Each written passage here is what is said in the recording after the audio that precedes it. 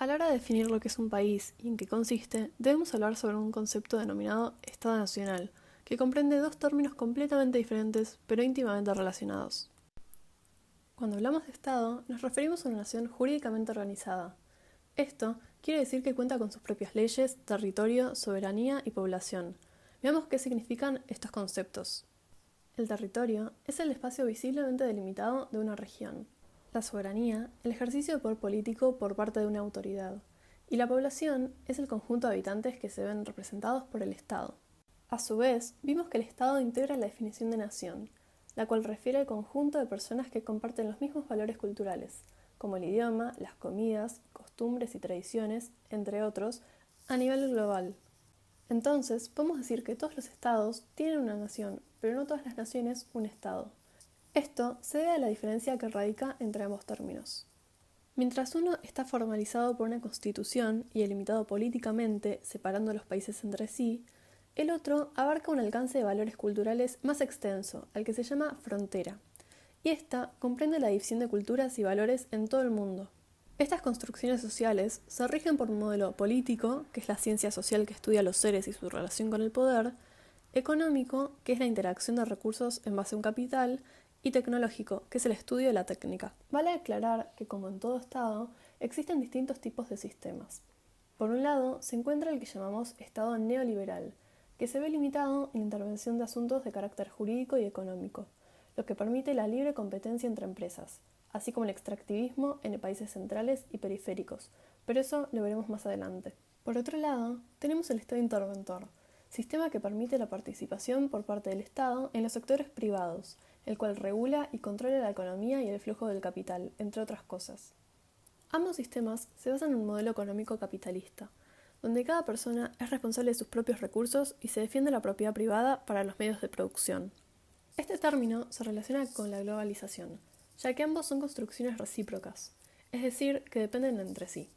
Esto ocurre ya que el capitalismo permite que los flujos comerciales se movilicen libremente, y la globalización se basa en ese concepto. ¿Qué es la globalización?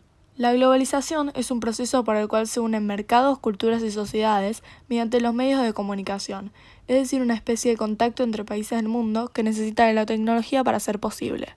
La globalización genera una dominación directa o indirecta de países.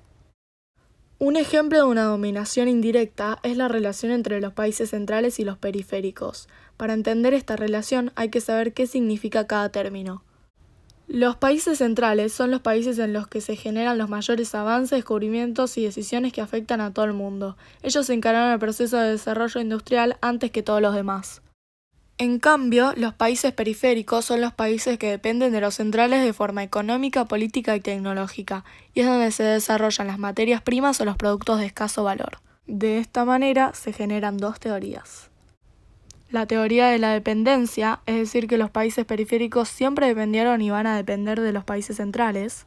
Y la teoría de la modernización, es decir, que los países periféricos pueden lograr el cambio y la transformación para convertirse en países centrales. La globalización, como dije antes, necesita de la tecnología para poder conectarse con el mundo, así como los organismos supranacionales.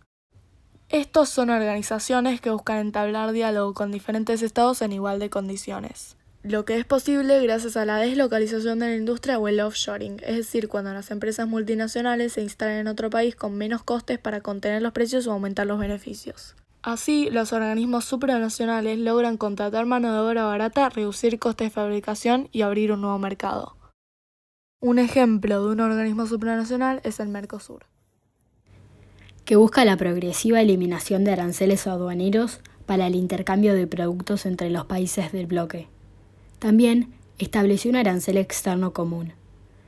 Los países que se benefician con el Mercosur son los grandes productores agropecuarios y también las empresas. El Mercosur tuvo una integración exitosa. Hoy en día se conocen dos tendencias dentro de los procesos de integración: los países del norte americano y los del cono sur. Los del norte son procesos ligados a Estados Unidos, que tenían gran presencia. En cambio, los del sur son más independientes. Pero hablando de bloques regionales, ¿a qué se le denomina bloque regional? Se le denomina bloque regional a la integración de países que comparten intereses comunes. Además del Mercosur, también podemos encontrar el ALBA, que su objetivo es desarrollar un proceso de integración alternativa opuesto al capitalismo neoliberal y a la globalización. Promueve reemplazar los principios de competencia y libre comercio por los de cooperación, complementación y solidaridad. También está el ALCA, que su objetivo es promover la prosperidad a través de la creciente integración económica y libre comercio entre los países del hemisferio, para así mejorar las condiciones de vida y de trabajo. Y hay muchos más bloques regionales, como por ejemplo la NAFTA, que a diferencia del Mercosur no permite la libre circulación de trabajadores. También la OEA, que tuvo una clara intención de asegurar el control estadounidense por el peligro del avance comunista en la región. También la UNASUR, que propuso unir dos grandes bloques del continente, el Mercosur y la Comunidad Andina. Y por último, CELAC, que evidencia una serie de cambios continentales y mundiales que van dando forma a un nuevo equilibrio global. Y así hay muchos más.